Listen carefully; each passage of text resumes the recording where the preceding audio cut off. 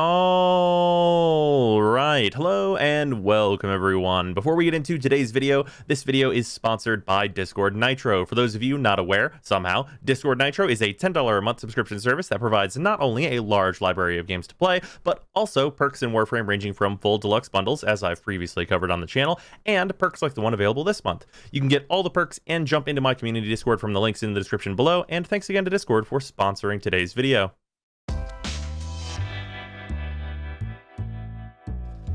All right, hello and welcome everyone. So I am finally back from PAX West and have had time to stream and test out Gauss, so we get to talk about him. So Gauss is extremely fun and fast, and he's got a few other things going for him, so that's good too. Let's talk about it. First and foremost, the build. Basically, Gauss wants to build a absolute fuckzillion duration. That is his preferred method of build, because his duration buffs up everything about his 4, which is by far his most important ability. So you're going to get more fire rate, more actual duration, more attack speed, more reload speed, more holster speed, all that business as you build up more duration. So that's really good. And as you can see, the numbers on these buffs are a range. This is going to depend on where your meter is, but it's usually going to be at the top, so those numbers are pretty high in terms of the buffs you're going to be receiving. In addition to that, duration is extremely good for his 2, which is a very large amount of damage reduction. You're going to make this last a long time with duration. You're pretty much always going to want to have this on as long as you feel like you're in any kind of danger whatsoever. And this is going to make you hugely survivable, although it does drain your meter when you get shot. So still try not to get shot when you're using it. And then we have Mach Rush. Mach Rush is, of course, the ability that everyone has seen Gauss use, which is just him running very fast, and then also a short dash if you do not decide to hold the ability down. And then he has one other ability. Thermal Sunder. So Thermal Sunder is the ability where after you have leveled Gauss, it's not going to be very useful. But for leveling, you can build entirely around this and just tap it and then use its hold function to wipe out a bunch of dudes in like regular Sanctuary Onslaught. And that's a pretty good way to level. But once you've done that, Thermal Sunder pretty much stops being useful completely. So that's a bit unfortunate, but it's not very surprising because it's mostly just because this ability just doesn't do good enough damage for higher levels, and you're going to much prefer to just be using your weapons whenever your redline buff is up. So with that, what else is about this build that's important? We have adaptation. This with your 2 together are really good. And the reason for that is kinetic plating is going to make it so you take extremely low amounts of damage from single big hits, but is going to drain your meter pretty fast whenever you're taking multiple tiny hits. Adaptation is literally the reverse of that. It is not good at protecting you from large sluggers, but machine guns, adaptation basically doesn't give a single fuck about, and you will take almost no damage very quickly. So adaptation plus his 2, it's basically a perfect harmony of protecting you from death. With that, I'm also using Vitality, and it's important to note that if DE changes his 2 to what it says here is it protects you from being staggered or knocked down. This ability does protect you from all knockdowns as far as I can tell, and most staggers, but the one stagger it seems to not protect you from is the quick thinking stagger. If DE changes this ability to protect you from the quick thinking stagger, I would probably invest more Forma and put quick thinking instead of Vitality, because then I'm not receiving the stagger from Vitality, and I think that would be a better use of this slot. But because his 2 doesn't protect you from the quick thinking stagger currently, I think Vitality is just slightly better, but feel free to try out quick thinking for yourself. With that, other stuff on here, I have Rush. This makes his 1 faster. It makes him faster in general. He literally already has the polarity for it. Like, just on principle, you kind of need to put this mod in him. I think that's just like just to be fair to the universe at large, you kind of need to put this in here. In addition to that, I also have Mobilize because I prefer to have my bullet jumps be a little bit better. I was just investing a little bit more Forma and putting in Constitution because that's a really good mod to put in here as well if you don't really care about making your bullet jumps any better. So there's that. And then Streamline just make your abilities a little bit cheaper, and Flow, so you have a ton of energy to pull from, which is of course boosted and helped by the energizes that I've thrown in here, because I don't really think there's much else to throw in here. Like, you could do Guardian, you could do Consequence. There's options, but just toss and energize at it has worked out really well so far. With that, let us show off his abilities just a little bit. First of all, there's Mach Rush. He's very, very fast. You're going to find yourself probably using this in bursts like this more often than not, which is not only an extremely good way to build his meter, to use it just in small bursts, but is also a really good way to be ADS and just like close in on enemies really quickly.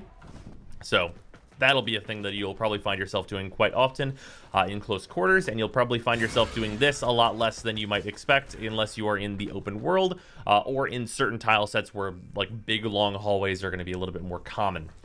With that, your 2, it's not flashy, you just do this, and then now your 2 is working. You will take considerably less damage. It's not flashy, doesn't need to be, very good protection ability. You have your 3, you tap it, and this is a little ice area, and then you hold it, and then it's a fire area, and it makes blast whenever it combines with the other AoE. So you can see it's on fire and does like the blast particle effect there and all that. And then we have the 4. So the 4 opens you up and all that business, and you go into your kind of overdrive mode. And this, well, here, I'll turn it off for a moment to show you this difference here. This is the Vapor Heck. We've been using this as kind of a baseline. We did the same thing with Wisp. You can see this is how the Vapor Heck fires. This is how it shoots. Whenever I'm like just clicking as fast as I possibly can, this is its shooting and reloading. Now, I'm gonna get my meter boosted up. Okay, now our meter's boosted up. I'm gonna hit 4. And I'm gonna shoot the Vapor Heck. This is what shooting and reloading becomes whenever you are under the effects of your red line. And this is affected by your meter, like how far up it is. So you can see this absolute nonsense that I'm doing right now. This is incredibly, incredibly powerful and is a great way to DPS things down. And it works with the Tomb Finger, of course, if you want something a little bit more AoE and def.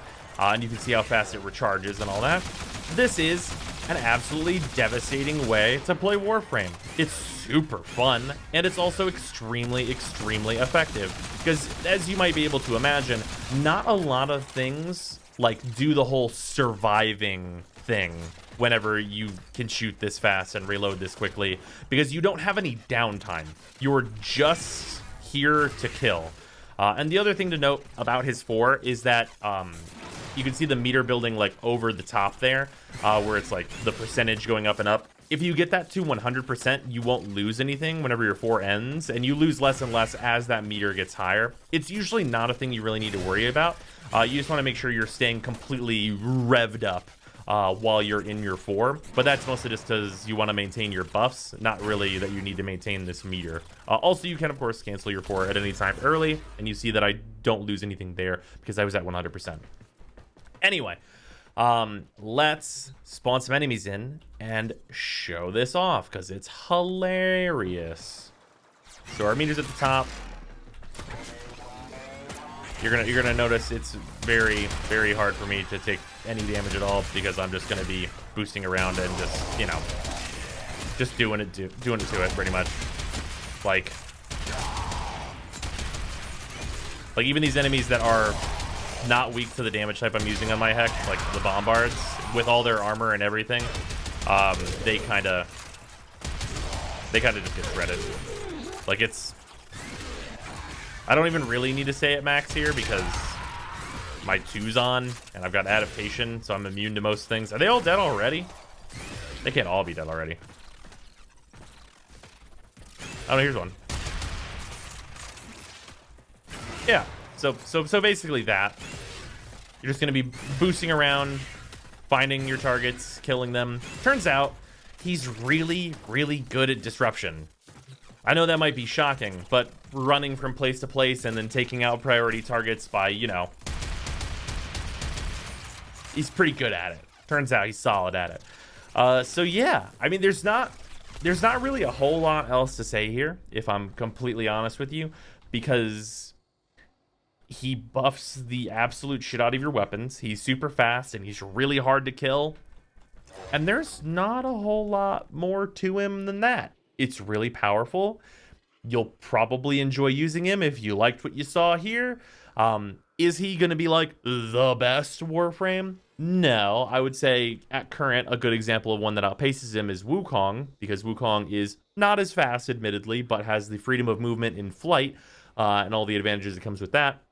And of course has his 4 for perhaps better damage dealing in certain situations, but he's definitely up there in competition with Wukong, who is very good now, and that is still weird to say. So that's a really good place for him to be. He feels ripe for getting a really good augment that makes him insane, if I'm gonna be completely honest with you. But yeah, looks super good, feels super good to play, is strong, can't deny that. Really solid Warframe that I have enjoyed so far, and hope you guys will as well. So that is going to do it for this video, and I will see you tomorrow.